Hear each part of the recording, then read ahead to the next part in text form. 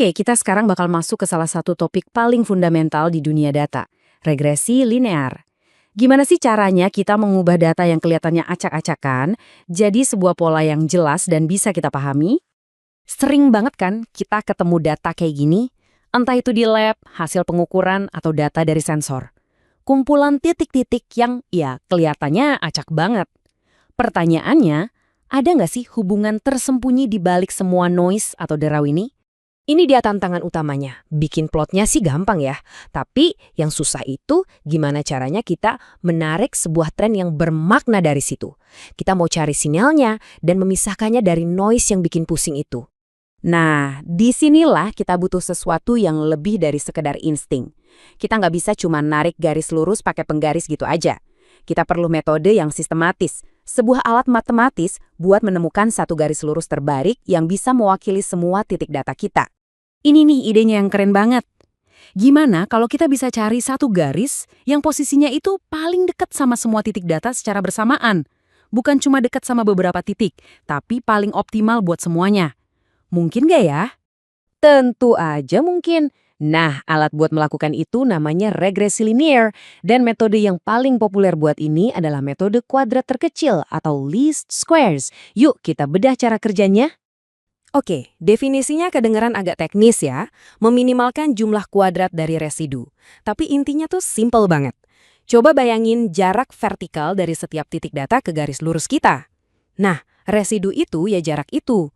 Tugas kita adalah menemukan satu garis yang kalau semua jarak-jarak itu dikuadratkan terus dijumlahin, hasilnya paling kecil.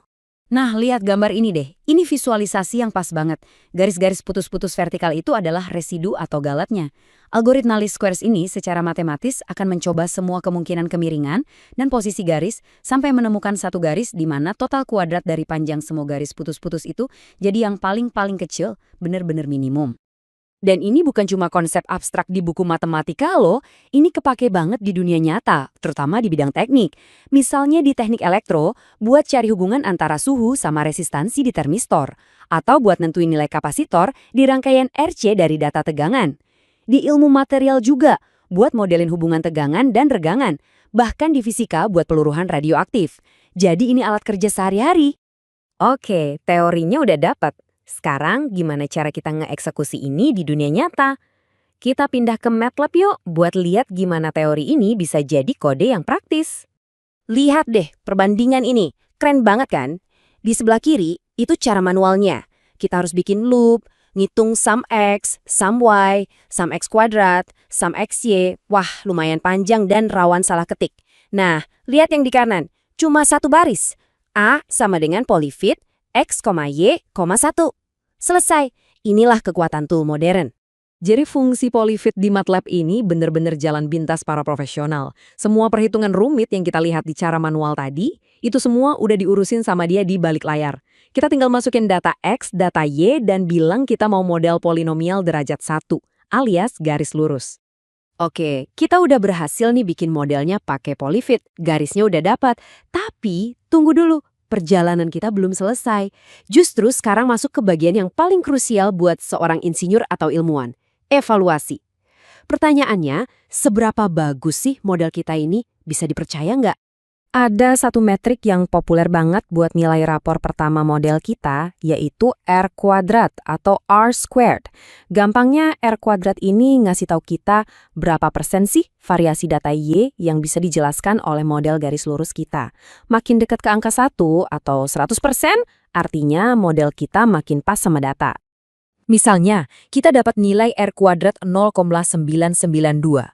Wah, kelihatannya sempurna banget kan? Hampir 100%.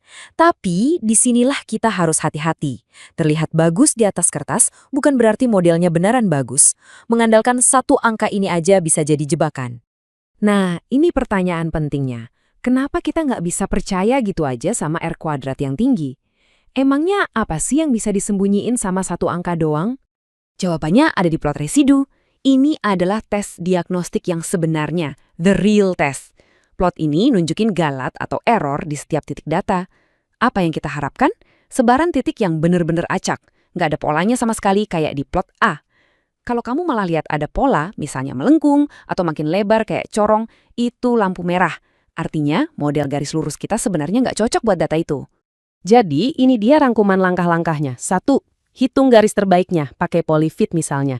2. Cek R kuadrat buat dapat gambaran cepat. 3. Dan ini yang paling penting, buat dan analisis plot residunya. Cari pola-pola aneh. Baru dari situ, yang keempat kita bisa dengan yakin memutuskan apakah model linear kita ini benar-benar valid atau enggak. Oke, sekarang kita udah punya senjata yang ampuh buat ngadepin data yang hubungannya linear. Tapi, ini juga jadi pembuka buat pertanyaan selanjutnya yang nggak kalah menarik. Gimana kalau data kita ternyata polanya melengkung? Apa yang harus kita lakukan kalau hubungannya ternyata bukan garis lurus? Nah, itu bahasan buat lain waktu.